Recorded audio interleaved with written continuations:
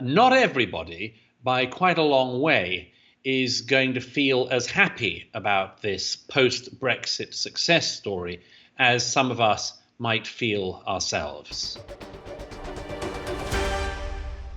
Well, it's only a month ago that we saw the EU, and particularly the French President Emmanuel Macron, try to punish Britain, really. The reason given was the new strain of the COVID virus that was identified as being from the UK. But the timing was funny because it was only a few days before Britain was due to leave the EU with or without a trade deal.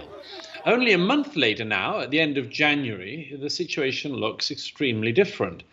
It's rather un-British in a way to point to any successes going on in our country at the moment. But the vaccination of vulnerable members of the population has been an extraordinary success. We saw the numbers vaccinated in a single day last week go up to 400,000.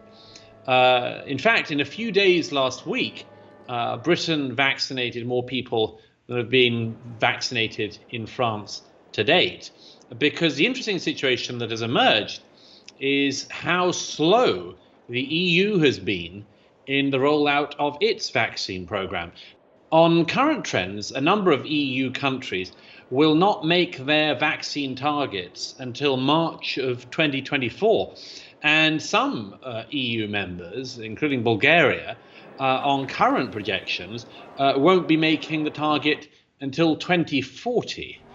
Of course, nobody wants to be looking like they're crowing, and this is a very early stage for all of us.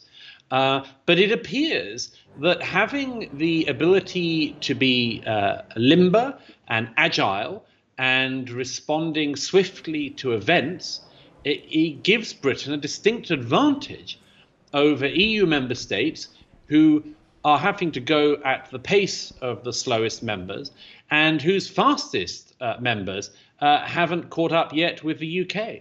Well, all of this is, of course, a blow to some of the more bitter Remainers who remain in the UK. There was, at the very start of the COVID era, the year we've just been through, there were a number of prominent Remainers who were insisting that Britain out of the EU would be at a great disadvantage in research capabilities and indeed rollout of any vaccine. That's turned out to be flat out wrong, but we haven't seen very much apology for that from the Remainers. There is clearly a certain amount of bad blood, not just from Remainers in the UK, but clearly from parts of the EU. We have seen the extraordinary sight of the president of the EU Commission just this week saying that companies in Europe must give early warnings if they are planning to export vaccines to the UK. This is because of a fear that the UK is going to have pulled so far ahead of EU countries in the legitimate acquisition of vaccines. And then we've seen a really quite extraordinary thing, you can't help thinking it's some kind of dirty tricks campaign.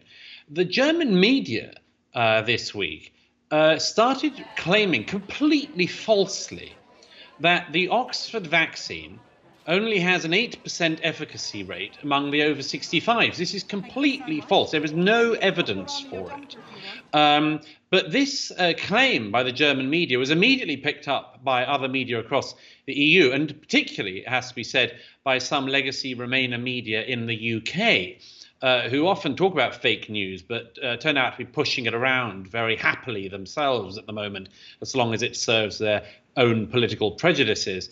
Yes, so the German media made this outrageous claim, which clearly is a sort of dangerous claim to make at this moment, not least because it could, if people believed it, undermine belief in the success of the vaccine. It might even dissuade some people from taking it. So they have subsequently retracted and stepped back from the claim. But nevertheless, it is, I think, a reminder that although the UK should feel very proud of the development of the vaccine and the rollout of it so far, not everybody, by quite a long way, is going to feel as happy about this post-Brexit success story as some of us might feel ourselves.